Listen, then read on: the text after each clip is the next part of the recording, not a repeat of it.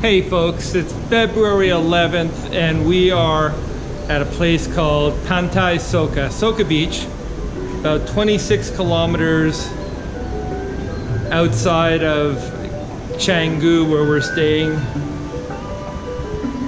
And we're near the end of a day trip that we took. We hired ourselves a driver. So this is Wayan. Hello, yes, Wayan. Hello.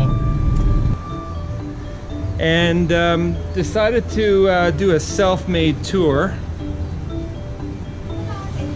Hey, thanks very much. Say hi. I'll tell you more about this place after. So we decided to make our own tour because we're interested in, you know, off the beaten path kinds of things. Like everybody says they are, but so few people actually try to work because it's work, it's hard. There's always, you'll never know if it's all gonna work out, if it's all gonna pan out.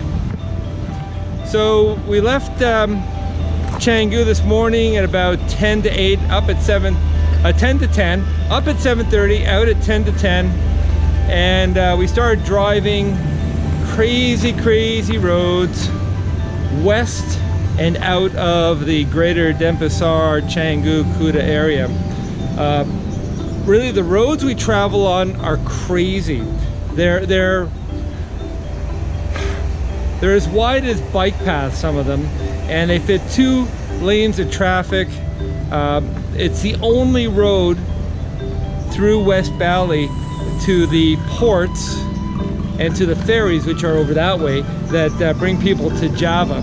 And so spending 800,000 rupiah, or about 80 bucks for the day, to get all of us safely out there and around, I think is cheap at twice the price. So no motorcycle, no car rental, they just do it all for us. Here we are at Pantai Yale, a stony, rocky beach that was recommended to us by some travel blogs. That looks slippery, so I'm gonna go here. Woo, woo, and that's how you negotiate rocks. I think I'm gonna go off the rocks now. Beautiful, nobody there, totally abandoned. Had the beach to ourselves, was high tide, relatively clean, beautifully kept grounds, and just a nice place to drop in and visit. You immediately get out of the Canggu area and all of the noise and bustle and hustle and confusion there. Ah, wet feet! And you really do get a sense of the quiet and the solitude as soon as you get out, like you do when you come down here to Soka. Next stop, well, we were looking for a waterfall, and so our driver, Wayan, asked some locals about where we might go, and he found one for us. It has a name, and I just don't know it right now. So about 20 minutes up the road, about 9 kilometers away from Boulder Beach, we get out of the car, and we start walking. You got to walk to the waterfall like you must do. All good things, you must walk and do work. We walked downstairs, and down and down and down and down some more. Seemed like we were walking downstairs for a half hour. It was just like almost never ending, and we were really apprehensive about the walk back up. But we were rewarded by a beautiful pond and waterfall with absolutely nobody there. Clean, beautiful, pristine, and all to ourselves. It was just the most beautiful experience ever. Oh! Oh! Oh! Oh! Beautiful! So into our swimsuits. We didn't even need swimsuits, but we got into our swimsuits and got changed, and we swam around there for about an hour.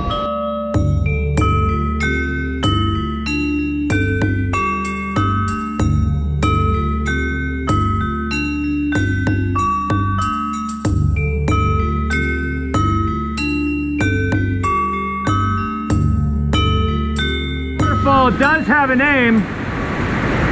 We just don't know what it is yet, so we'll find out and post it on the video somewhere.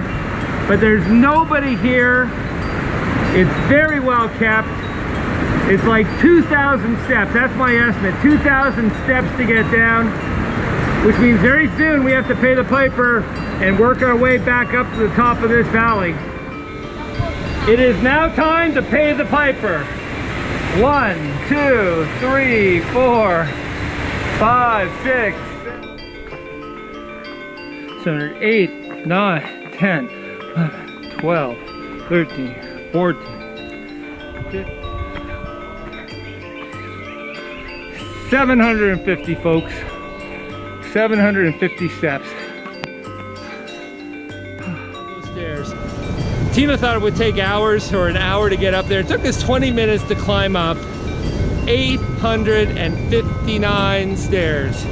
So we got our stair workout in on this day for sure. After a little bit of swimming and 851 steps.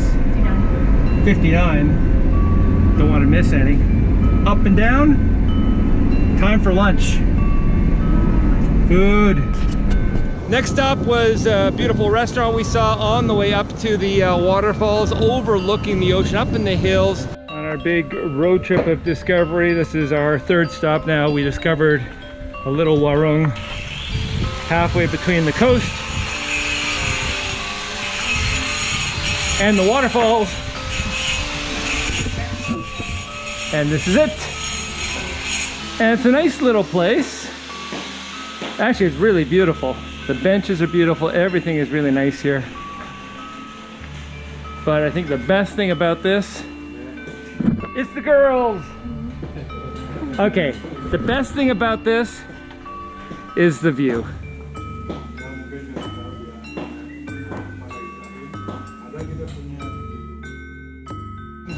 The restaurant owner was a really interesting guy, and he took me on his motorbike for a quick tour around. He wanted to show me his cloves. He's going to show us cloves. This is what the spice trade was all about. 400 years ago, 500 years ago, 600 years ago. Yeah. That's cloves. Yeah. This is clove. Yeah. Take some out. Yeah. Okay. Okay, it doesn't smell like it yet, does it? No, this. Okay. Oh, you can yes, open. yes, yes. I tried a good one. Just a moment. This You one can smells like it. stay there. It smells like cloves if you break it apart.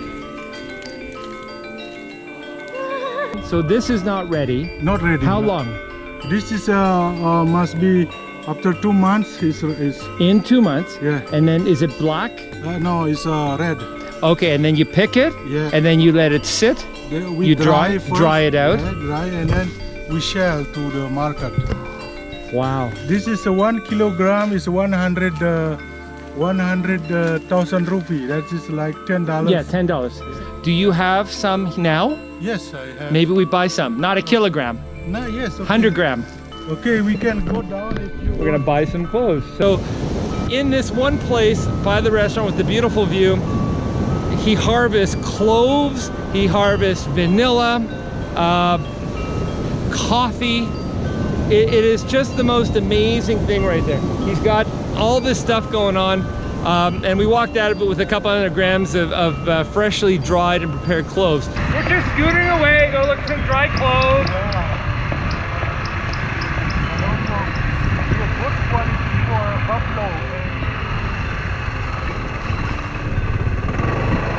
Oh my goodness.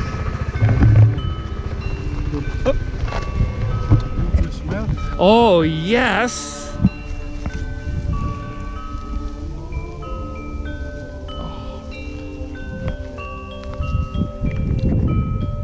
This is yours. Yeah. Oh, it's so good.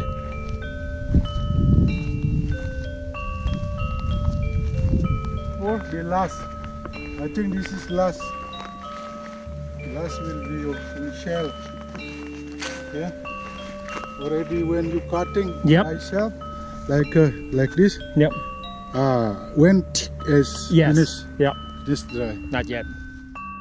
clothes that led the discovery and investigation, the exploration of this planet 600 years ago. These are the veritable Spice Islands. These aren't the Spice Islands, they're just over there past Sumatra and all that, but this is what explorers went looking for, and I have them in my hand.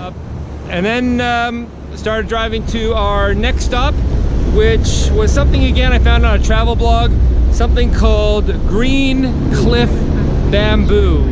And what it is, it's a big huge bamboo cliff that's built on the side of the road. Arrived at Green Cliff Bamboo Bridge, and that's it right behind us. So we're gonna go explore and give it a try, go see what's going on here. You ready? Oh, look at this though. Oh! I can fly. Wow! Let's go.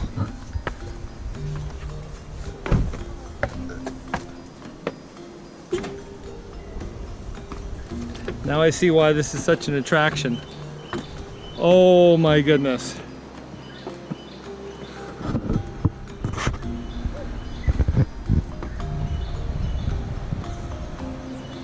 And overlooking the little drop-off, big drop-off down to a canyon and a valley below.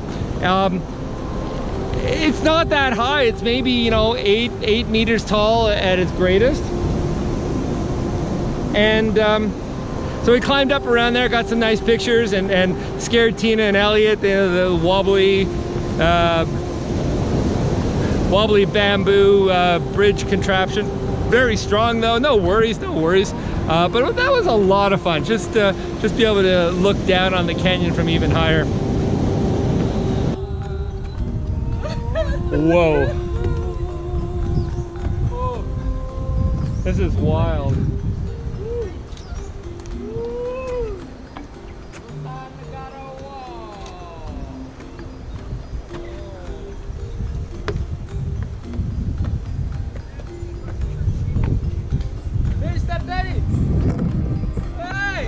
Hey!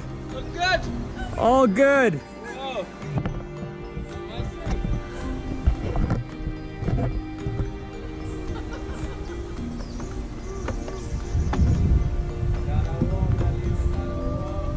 This is really fun.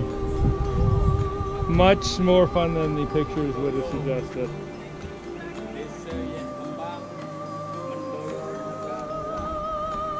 Wow. So after Green Cliff Bamboo Bridge to here. So this is Soka Beach. Soka Beach is, well, as you can see, there's nobody here except locals, but a lot of tourists come here apparently in the high season, come and watch the sunset, and that's what we're here for. We may or may not get something, but here's a beautiful, beautiful beach. Being laid back, simple. We have the beach to ourselves.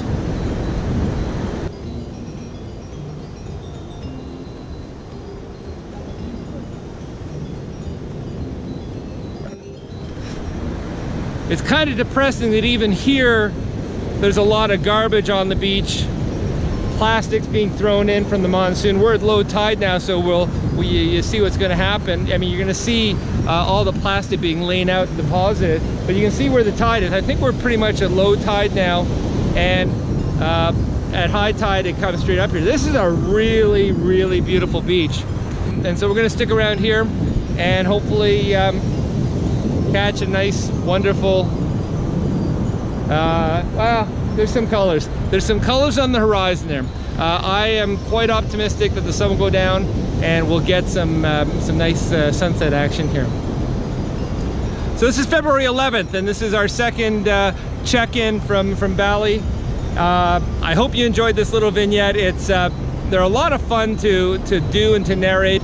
I know a lot of people are living vicariously through us and our experiences. And once again, I want everybody to know that we truly feel lucky that we're able to do this and experience all this. And I hope that you all are motivated to go and see some part of the world that you've always wanted to, because this has been on my list for a long time. So peace and love from Soka Beach, Bali, Indonesia.